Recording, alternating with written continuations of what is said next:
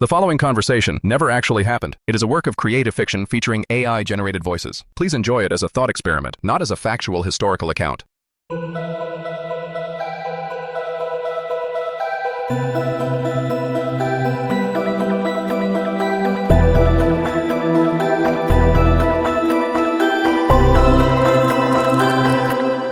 This is the Time Capsule Lounge.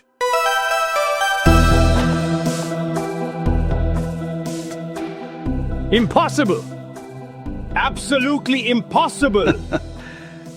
The acoustics of this room make no sense whatsoever. Sound should not behave this way. There should be reverberation from these walls, echo from that ceiling, yet everything I hear is perfectly clear. And what's more peculiar, your voice, sir, seems to come from my right, while mine echoes more from the left. As if we're positioned for some invisible audience with two ears. Are we performers in some cosmic theatre? Ha! You've noticed our mysterious staging, have you? I was wondering when you'd comment on that little theatrical touch. Though I must say, if we are performing, our invisible audience has questionable taste. A dead Roman and well, what are you exactly? Some sort of Germanic musical tornado? You've been watching me pace like some caged bear and finding it amusing. Who are you to laugh at my confusion? Lucius Seneca, professional hypocrite and part-time philosopher. Seneca? The Seneca? Indeed. And you, my tempestuous friend, are providing the most entertainment I've had since my unfortunate departure from this world. Though I notice you seem unconcerned that we're both supposedly dead, yet sitting here arguing about acoustics. Aren't you the one who preached poverty while living in palaces? The very same, though I prefer to think of it as teaching by negative example.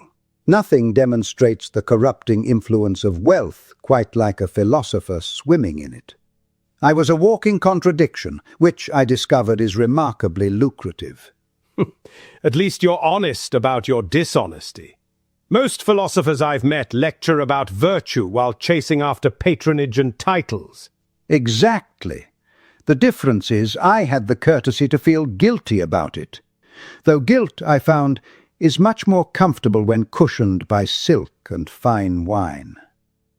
You're not at all what I expected from the great Stoic master. Stoic master? My dear fellow, I was about as stoic as a nervous cat in a thunderstorm. I spent half my career panicking about whether Nero would have me killed, and the other half wondering if I deserved it. The real joke is that history remembers me as wise, when I was mostly just very good at writing down my failures. What was that sound? Some kind of signal? Ah, it seems our mysterious host has provided instructions. We are to introduce ourselves formally. Though apparently we're meant to perform this little ritual for invisible listeners. You mean we're being observed? Recorded somehow? By whom? For what purpose? My dear fellow, if someone wanted to spy on us, I doubt they'd be so polite as to provide written instructions. Besides, what could we possibly say that would interest anyone? I don't like it. I don't like performing on command, and I especially don't like performing for people I cannot see or judge. Ah, but that's the beauty of invisible audiences. They can't boo you. They can't walk out, and they certainly can't demand their money back. It's every performer's dream, really. Are you mocking me? Only gently, and myself more than you. Shall we get this theatrical nonsense over with? I'll go first. Behold, I am Lucius Annaeus Seneca, known somewhat ironically as the younger to distinguish me from my father, though I suspect I caused him far more grey hairs than he ever caused anyone else. Born in Cordoba, in what you call now Spain, educated in Rome, corrupted by power, and eventually forced to commit suicide by my own student. A career trajectory I do not recommend. So the stories are true then? About Nero forcing your suicide? Oh yes, every sordid detail. I spent years teaching him philosophy and virtue, and in return he taught me about the practical limitations of both. Quite an education, though the final examination was rather terminal. Now then, your turn. And please, no false modesty. We're both dead. What's the point of pretense? Ludwig van Beethoven. Born in Bonn to a drunkard who tried to beat musical genius into me. Though I suspect the genius was there already, and the beatings merely made me angrier. Anger can be useful fuel for art, though I imagine it makes dinner parties challenging. You have no idea. I came to Vienna to study with Haydn, though the old man was more interested in preserving his reputation than nurturing mine. I've written 9 symphonies, 32 piano sonatas, 16 string quartets, and 1 opera that proved opera is not my strongest suit. An impressive catalogue. So, the great philosophical advisor to Nero. I've always wondered how you managed that balancing act. Must have required considerable diplomatic skill. Or tremendous stupidity. Both, actually, though I prefer to call it optimistic naivety. I genuinely believed I could teach virtue to someone who held absolute power. It's rather like trying to teach a tiger to be vegetarian. Theoretically possible, but likely to end with you being eaten. But surely your influence moderated their behavior. Isn't that justification enough? Oh, I told myself that story for years. If only I can stay close to power, I can guide it toward wisdom, restrain its worst impulses. It's a remarkably convenient theory for justifying a luxurious lifestyle. You sound as though you don't believe it anymore. Let's just say that watching your prize pupil execute his own mother tends to clarify one's thinking about the effectiveness of moral education. What in hell's name? Where did that come from? Ah, our host continues to surprise us, though I must say, their timing is impeccable. A signet ring, very much like the ones I wore during my illustrious career in imperial bootlicking. Here, examine this more closely. Feel the weight of imperial authority. It's quite elaborate. Was this yours? Not this specific ring, but I wore ones very much like it. They represented authority delegated from the emperor, the power to make decisions, issue commands, even determine life and death in certain circumstances. Heady stuff for a philosopher who preached about the unimportance of worldly power. How convenient. You could counsel temperance while accumulating fortunes, and moral courage while hiding behind power. Exactly. I was a masterpiece of contradiction. I wrote beautifully about the corruption of wealth while accumulating a fortune that would surely make a modern banker weep with envy. And this doesn't trouble you? Oh, it troubled me enormously at the time.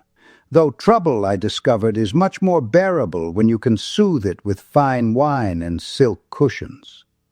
I was the world's most comfortable hypocrite. At least you admit it. Most philosophers I've encountered justify their contradictions with elaborate theories about the complexity of moral life. I tried that too. I'm staying close to power to moderate its excesses. My wealth allows me to be more generous to the poor. Someone has to guide young Nero toward virtue. The human capacity for self-deception is truly unlimited. When did you realize you were deceiving yourself? Probably around the time Nero started using slaves as human torches to light his garden parties. Rather difficult to convince yourself you're moderating someone's behavior when they're literally turning people into candles. Good God! So those stories are true? I'd heard rumors, but I thought surely they were exaggerated. Oh, they're quite accurate. Nero had a flair for the theatrical. Though I must give him credit, his garden lighting was remarkably effective, very atmospheric.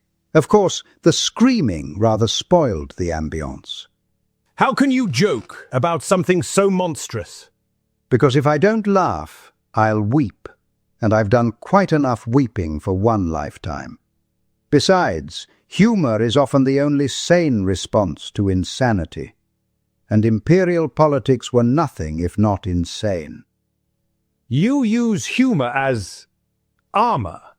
Armour, weapon, and occasionally medicine. When you've witnessed the depths of human cruelty, you can either go mad or find the absurdity in it. I chose absurdity. It's much better for dinner conversation. You really mean that, don't you? Finding amusement in horror. What's the alternative? Spend eternity weeping over what cannot be changed? I suppose I've never learned to be so detached. When powerful people behave badly, you still have to smile at them the next day if you need their support. Ah, the practical constraints of artistic life. Tell me more. Well, I've dealt with my own patrons. They support my music, but gradually they expect to control it, to shape it according to their tastes. Ah, the patron's dilemma. They begin by admiring your independence, then spend years trying to eliminate it. It's rather like buying a wild horse and then being disappointed when it won't pull a plough. Exactly. Prince Lichnowsky once threatened to have me arrested if I wouldn't perform for his French guests. Can you imagine? Arrested! Like some common criminal.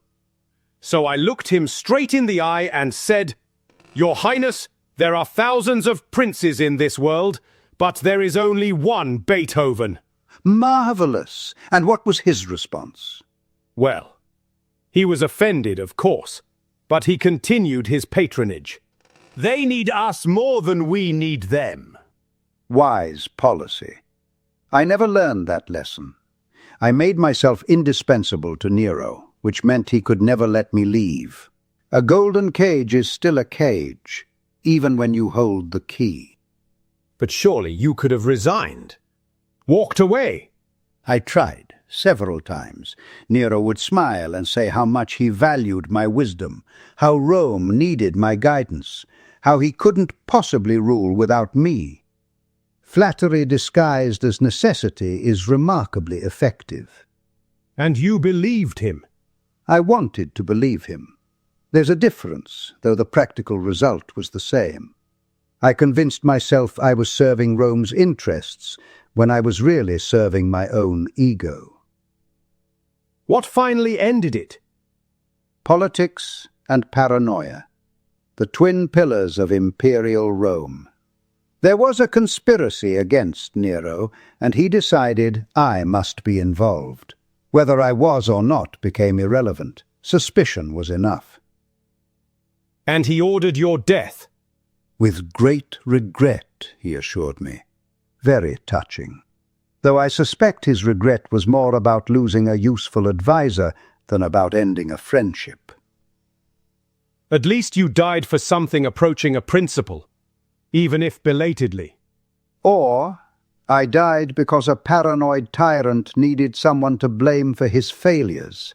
History will decide which interpretation is more flattering. Though given that history is written by survivors, I'm not optimistic about my chances. You speak of compromise and adaptation with such casual acceptance. But what happens when adaptation isn't a choice? When life forces change upon you so fundamental that everything you are, everything you've built, crumbles. Now we're approaching something interesting. Tell me more.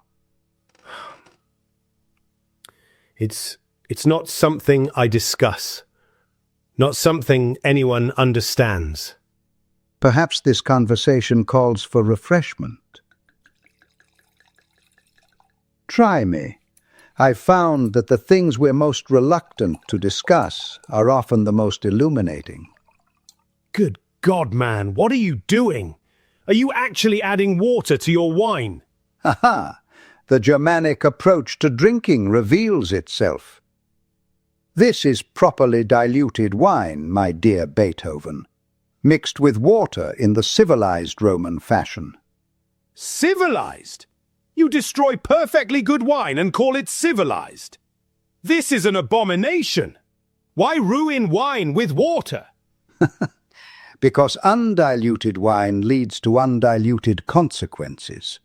We Romans learned that temperance in all things, including our pleasures, leads to longer, more thoughtful discourse. It's a Stoic principle. No wonder your empire fell. You couldn't even drink properly. And there, my friend, lies the fundamental difference between our cultures. You Germans prefer your pleasures strong and straightforward, while we Romans believed in refinement. Bah! Let's focus on something real for once, instead of this diluted philosophy you call drink. Oh. What is this metal implement? It's a tuning fork. And what does it do? When struck, it produces a pure, consistent pitch. Watch. Ah, I can hear it clearly. A beautiful, sustained tone. This sound. I'd forgotten how pure it could be. I see. Do you? Do you really? Can you imagine what it's like to have the very foundation of your existence stripped away, piece by piece, day by day? Tell me how it began. All right. Around my 28th year. At first I told myself it was temporary. Fatigue from overwork, stress from difficult performances, perhaps some passing illness. But you knew better. Part of me knew, yes. But admitting it would have meant the end of everything. A deaf composer is a walking contradiction, a joke, an impossibility. How did people react when they noticed? They didn't notice, not at first. They assumed I was becoming eccentric, adopting the pose of the distracted genius. When I failed to respond to greetings or conversations, they thought I was being deliberately rude, cultivating an air of mysterious artistic superiority. The irony being that their misinterpretation protected you from exposure. For a time, yes. But the isolation it created, that was its own form of torment. So you've adapted by becoming more attuned to subtlety rather than less. Adaptation by necessity, not by choice. Every aspect of my musical life now requires conscious effort. What was once intuitive now demands systematic analysis. That's exactly the paradox I've been living with. As my hearing deteriorates, I become more sensitive to the sounds that remain. It's as if losing the obvious makes the subtle more apparent. Can you describe the process of composing without hearing? It seems almost miraculous. Imagine trying to paint a landscape while blindfolded, relying only on your memory of color and your theoretical knowledge of perspective. That's what composing became for me. Yet, presumably, your musical education provides a framework. Exactly. I know that a C major chord resolving to F major creates a specific emotional effect, even if I cannot hear it myself. The theoretical relationships remain constant, even when direct perception fails. This reminds me of something I observed about fortune, how apparent disasters sometimes force us to develop capabilities we never knew we possessed. Though I suspect you'd prefer your original capabilities. Of course I would. But you raise an interesting point. My later works, the pieces I've composed since becoming fully deaf, are unlike anything I wrote before. More concentrated, more essential. Essential how? Less concerned with surface beauty or immediate appeal. When you can't hear the pretty decorations, you focus on the underlying architecture of the music, the mathematical relationships that create meaning. So your limitation became a form of purification? Perhaps. Though calling it purification makes it sound voluntary, even desirable. This was forced upon me by cruel circumstance. Yet you've transformed cruelty into something valuable. That's remarkable, whether voluntary or not. Have I? Some days I wonder if my recent compositions bear any relationship to music at all. They exist entirely in my imagination. I compose for ears I no longer possess. But others can still hear them.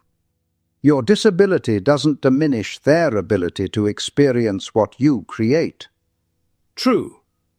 Though it creates a strange disconnect. I write music for a sensory experience I can no longer share. It's like cooking elaborate meals for guests when you've lost your sense of taste. Or like writing about courage while hiding from danger, which I did frequently. Perhaps all art involves some form of faith, trust that our inner vision corresponds to external reality. An uncomfortable thought. If my inner musical vision is corrupted by my condition, then everything I did might be worthless. Or it might be more honest than what you created before. When we can no longer rely on immediate feedback, we must trust deeper sources of knowledge. What do you mean? In my final years, when I could no longer trust that my advice would be welcomed or even safe to give, I had to write from pure conviction rather than from desire to please or persuade. Some of my best letters were written when I was most isolated from normal social feedback. You're suggesting that isolation might improve rather than corrupt artistic judgment. I'm suggesting that external validation, while pleasant, isn't necessary for meaningful work. Your music doesn't become worthless because you can't hear applause. But how can I judge quality without being able to hear the results? How do I know if a passage works, if a harmony is effective, if a rhythm drives forward properly? The same way I had to judge whether my philosophical arguments were sound when I could no longer test them in open debate, through reason, through memory of what has worked before, through trust in principles I'd spent years developing. It's terrifying to work purely on faith. Everything worthwhile requires faith. Even when I could hear perfectly, I never knew if my words would reach their intended audience, if they would understand what I meant, if they would be moved to action or thought. Art is always a leap into the unknown. I hadn't considered it that way. And yet, there are times when I wonder if this condition has changed not just how I work, but who I am. When I can no longer participate fully in conversations, when I miss social cues, when I appear rude or distracted. You become isolated in ways beyond just the auditory. Yes. People begin to see me as eccentric, difficult, perhaps even dangerous. They don't understand that my silences aren't contempt, but confusion. That my apparent arrogance is often just loneliness.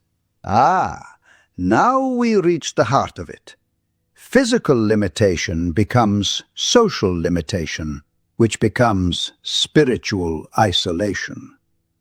You understand.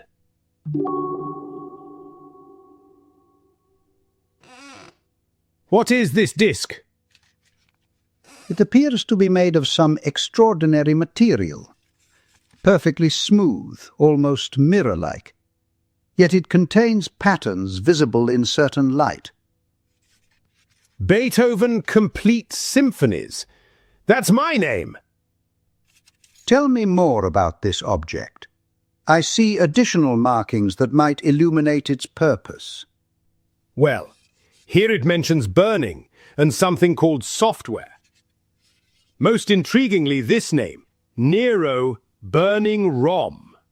Nero? Surely that's your former student. Indeed it is. My former student haunts me even here. I suppose a golden cage truly is eternal. Even death doesn't free me from him. Though I cannot fathom why his name would appear on a device for preserving music. The irony is actually quite delicious. And this symbol? It appears to be a colosseum in flames. Ha! Oh, this is rich. The emperor who allegedly burned Rome becomes the namesake for technology that burns music onto preservation discs. History has quite a sense of humor. But did he really burn Rome? Ah, now there's a story that perfectly illustrates how legend overwhelms fact.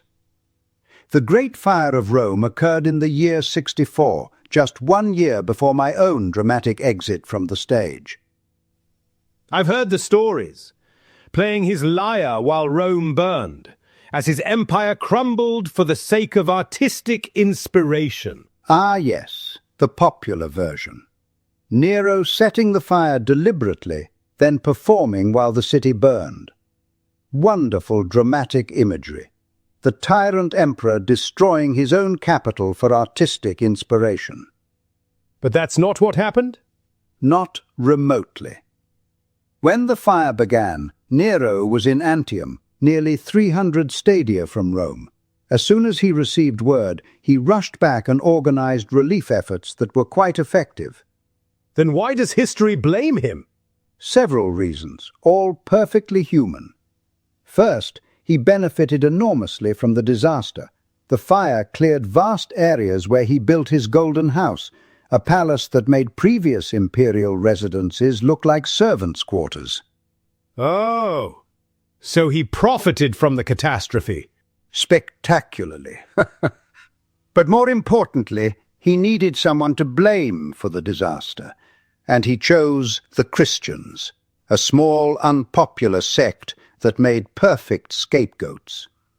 The persecutions that followed were, well, let's just say they provided entertainment that made gladiatorial games seem gentle.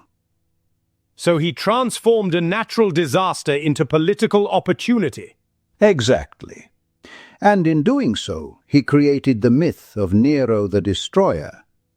The story was more dramatically satisfying than the mundane truth that fires were common in overcrowded ancient cities, that most destruction was accidental, that even tyrants sometimes respond competently to emergencies.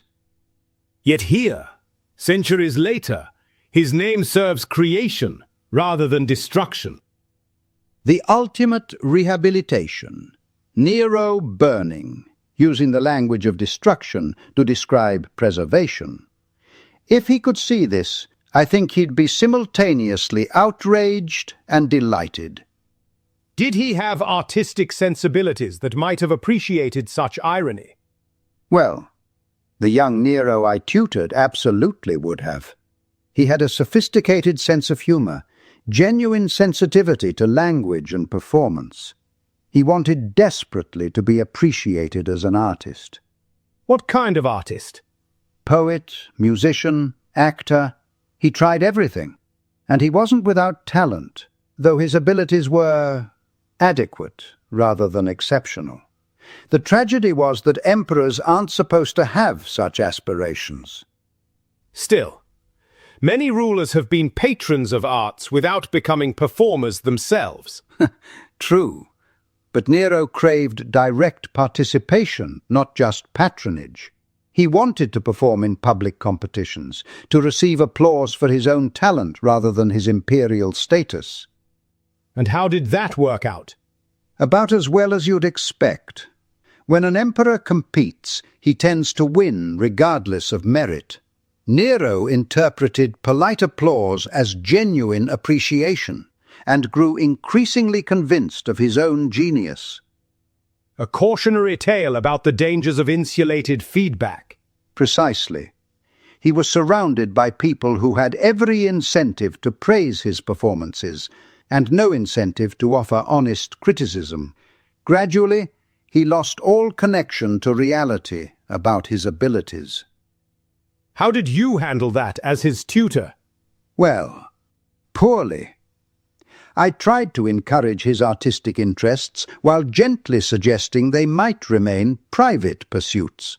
But subtlety was wasted on him. He wanted grand public validation.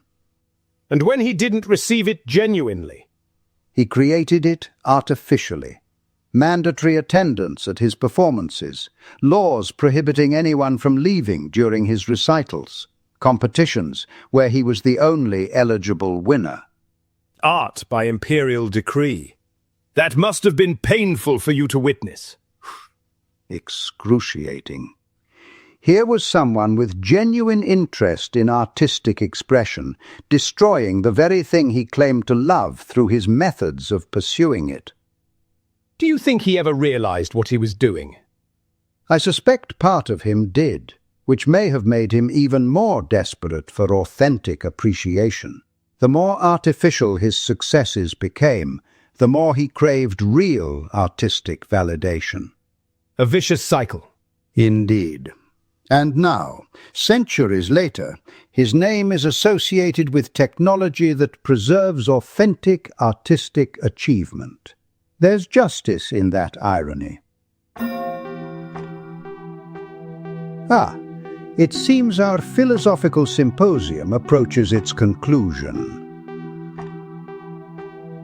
I find myself thinking differently about failure, about the relationship between limitation and creativity. Your example suggests that what we lose might sometimes be less important than how we adapt to losing it. And your story reminds me that compromise isn't always moral failure. Sometimes it's the price of remaining engaged with the world long enough to contribute something valuable. Though we both learned that price can become too high to pay. True. But at least we learned. How many people go through life without ever being forced to examine their fundamental assumptions? A depressing number, I suspect. Though perhaps that's mercy rather than tragedy. Not everyone has the constitution for radical self-examination. Do you think we were summoned here for a reason? Or are we simply random victims of cosmic curiosity? Does it matter? We've had the conversation, shared our experiences, perhaps illuminated something useful for whoever might be listening. That's enough justification for any encounter. Spoken like a true Stoic. Or a true pragmatist. Sometimes wisdom and expedience arrive at the same conclusion. Before we part, let me ask you one final question. If you could send one message to the living modern world, what would it be? That every day is a chance to practice dying well. Most people live as if they'll never die, then die as if they never lived. And you? What would you tell the world? That silence can be more eloquent than sound, if you learn to listen properly. To eloquent silence, then. And to facing the end without compromise. You know, Ludwig, I've quite enjoyed our conversation. It's remarkable how much wisdom two failures can accumulate between them. Perhaps that's our real legacy. Not our successes, but our interesting failures. Though I wonder, between a philosopher who couldn't hear his own advice and a composer who couldn't hear his own music, yes? Which of us was truly deaf?